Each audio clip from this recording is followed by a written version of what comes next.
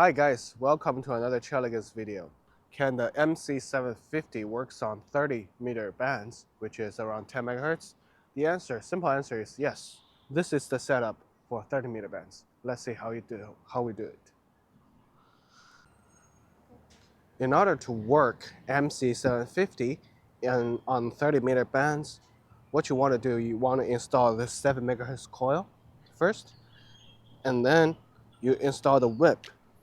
And I want you to pull out from the tip the last 4 section of the whip plus another 15 centimeters. From the tip, and you'll find the first section fully extended, then you go to the next, fully extended, and the third, fully extended, and the fourth. On the fourth, there's happen to be a marking 28 megahertz here, and you want to keep pulling, extending until it's fully extended. And now all 4 section is fully extended. I want you to put from the fifth another 15 centimeter, around 15 centimeters, and then this is the setup.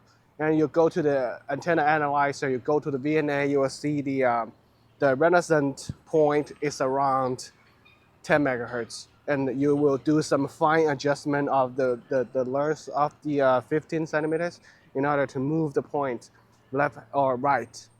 And we'll go to the VNA to see this is our result of the current setup. That's all about today's video. So in order to work on 30 meter bands, I want you to use the 7 megahertz coil, and you want to pull out the last 4 section of the telescopic whip plus another 15 centimeters, and you'll be able to work on 30-meter band with MC-750. How do you like the video? Do you have any questions? Leave a comment. I will catch you on next one. See ya.